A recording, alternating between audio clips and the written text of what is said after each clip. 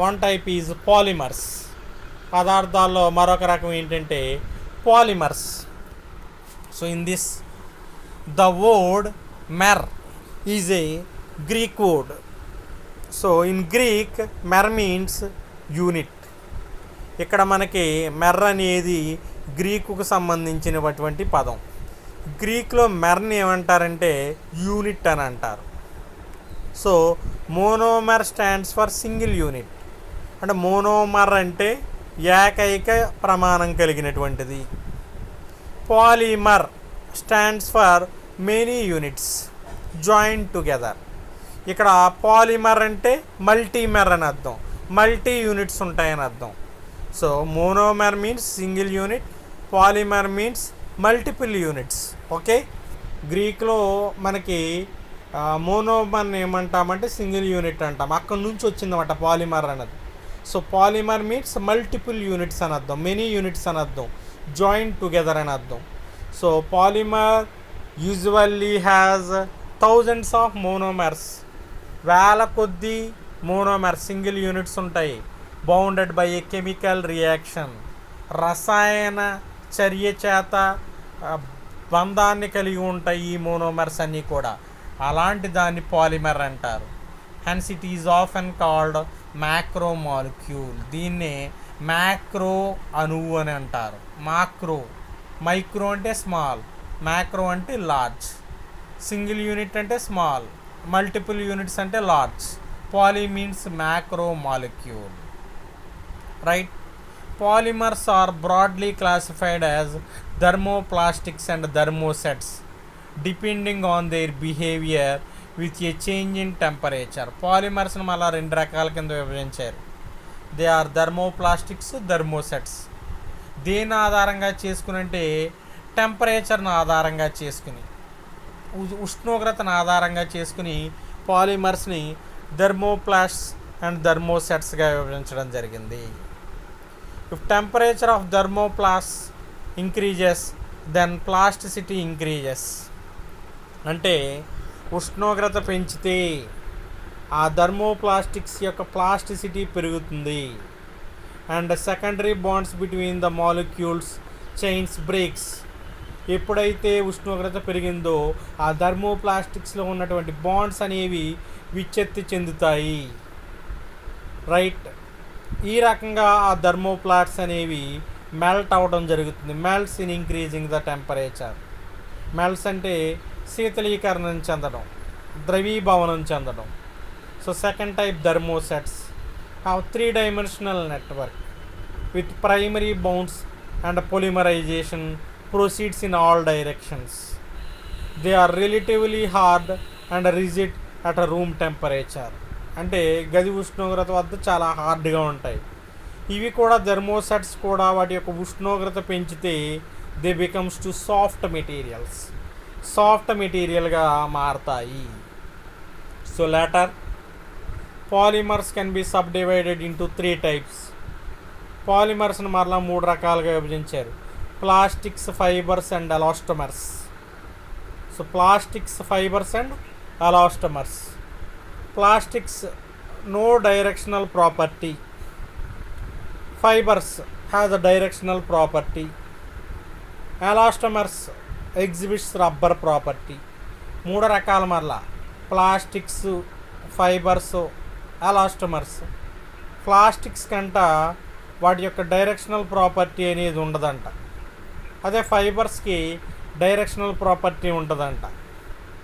అది polymers.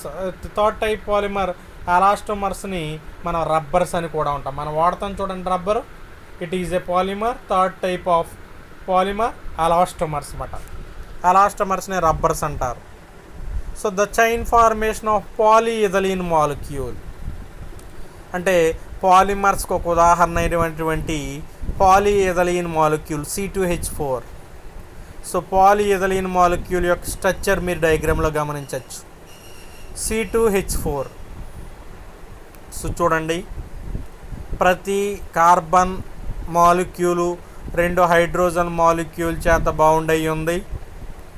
So ఒక C తీసుకుంటే 2 Hలు, 2 Cలు తీసుకుంటే 2 hydrogen molecules. So polyethylene molecule is C2H4. And polyethylene polymer, ఇది పాలిఎథిలీన్ మాలిక్యూల్. పాలిఎథిలీన్ పాలిమర్ తీసుకుంటే మనం రెండవ రకం. సో పాలిఎథిలీన్ పాలిమర్ సో డయాగ్రామ్లో గమనించవచ్చు మనం అది. సో OH సో బౌండ్ అయ్యి ఉంది, ప్రతిదీ కూడా H2O. పాలిఎథిలీన్ పాలిమర్ OHతో బౌండ్ అయ్యి ఉంది ప్రతిదీ కూడా. సో దాన్ని డయాగ్రామ్లో గమనించవచ్చు. latter and third type is polyvinyl chloride. So polyvinyl క్లోరైడ్ని మనం గమనించవచ్చు.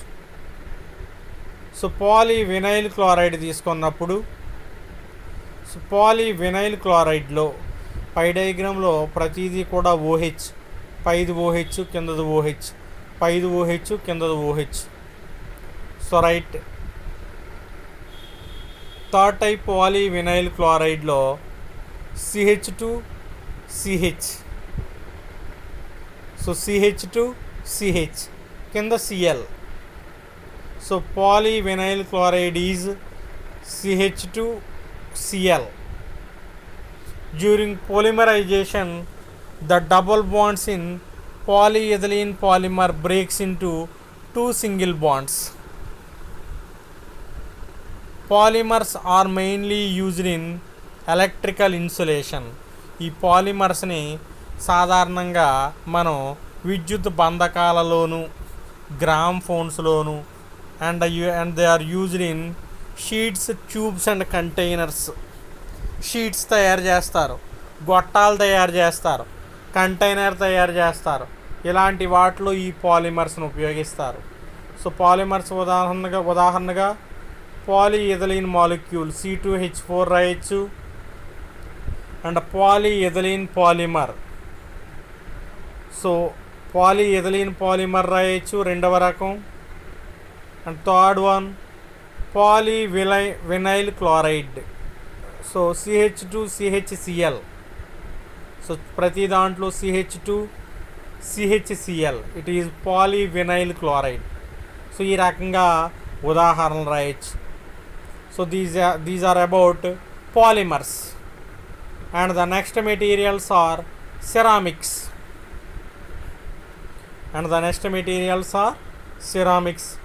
Later alloys.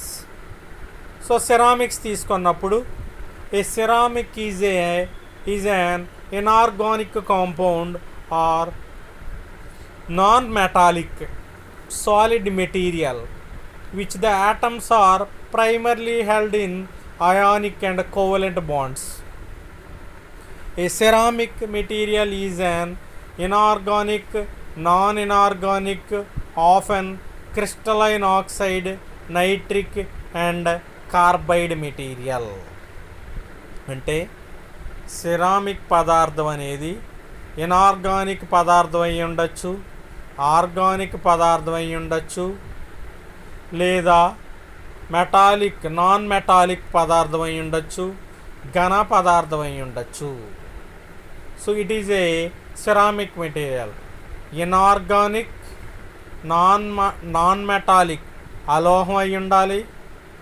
అదేవిధంగా ఆర్గానిక్ కాకూడదు అయి ఉండాలి, ఆర్గానిక్ కాకూడదుగా ఉండాలి, ఇనార్గానిక్ అయి ఉండాలి, నాన్ మెటాలిక్ అయి ఉండాలి, అలోహం అయి ఉండాలి, ఘన పదార్థం అయి ఉండాలి. Atoms primarily held in ionic and covalent bonds, వాటిలో ఉండేటువంటి యాటమ్స్ అయానిక్ అండ్ కోవలెంట్ బాండ్స్ని ఎగ్జిస్ట్ చేయాలి. ఇలా ఉన్నటువంటి మెటీరియల్స్ని సెరామిక్స్ అంటారు.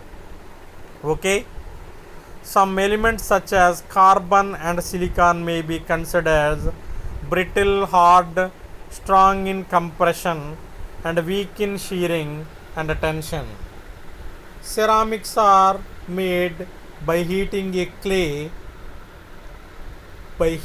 the clay at a very high temperature in the range 1000 degrees to 1600 degrees centigrade. అంటే మట్టిని తీసుకుని, క్లేని తీసుకుని 1000 డిగ్రీల సెంటిగ్రేడ్ వద్ద నుండి 1600 డిగ్రీ సెంటిగ్రేడ్ వద్ద వరకు వేడి చేసి తయారు చేసినటువంటి అలోహమైనటువంటి ఇనార్గానిక్ పదార్థమైనటువంటి ఘన పదార్థమైనటువంటి అయానిక్ కోవలెంట్ బాండ్స్ కలిగినటువంటి పదార్థాన్ని సిరామిక్ పదార్థం అంటారు అని చెప్పడం జరిగింది.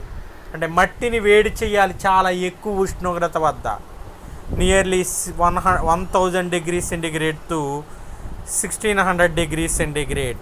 So it is called as ceramic material.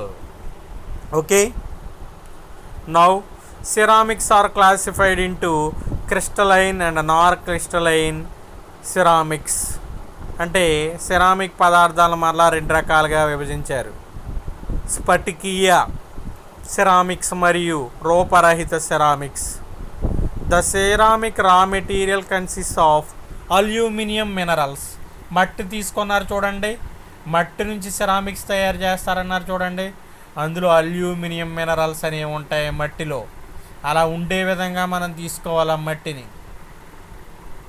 The modern ceramic materials consist of silicon carbide and tungsten carbide. అధునాతన సిరామిక్ పదార్థాల్లో సిలికాన్ కార్బైడు మరియు టంగ్స్టన్ కార్బైడు ఉంటున్నాయి. Okay, so ferrite ceramic is used in electrical transformers.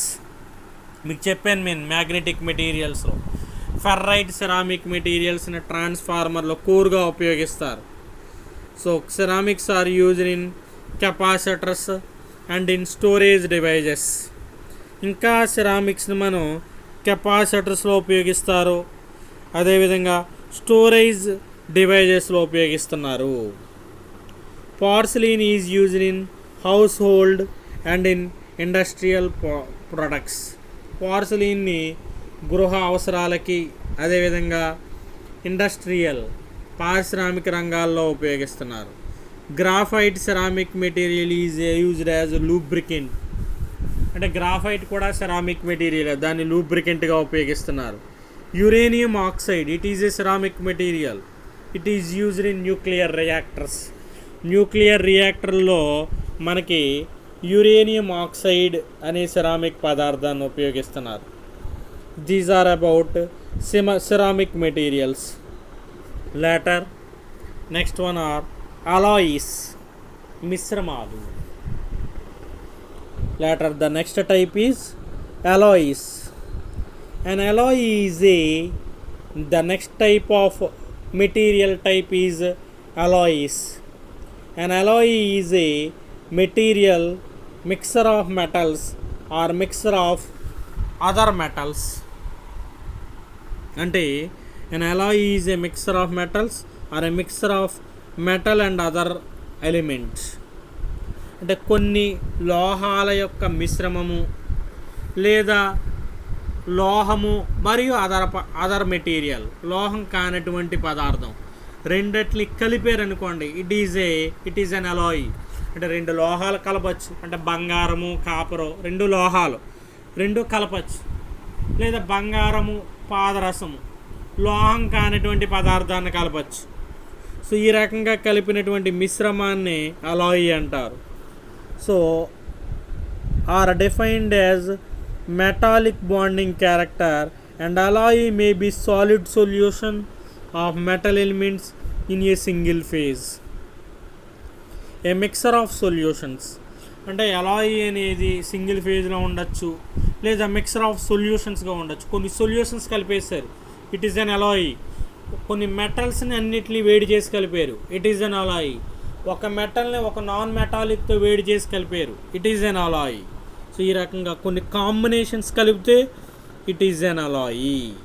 So alloy is a mixture of chemical elements which forms impure substance. ఈ రకంగా అస్వభావ పదార్థం ఏర్పడితే దాన్ని మనం ఏమంటున్నామంటే అలాయ్ అంటున్నాము. Later Alai is distinct from impure metal. Impure metal నుంచి వేరు మళ్ళీ అలాయ్ అనేది.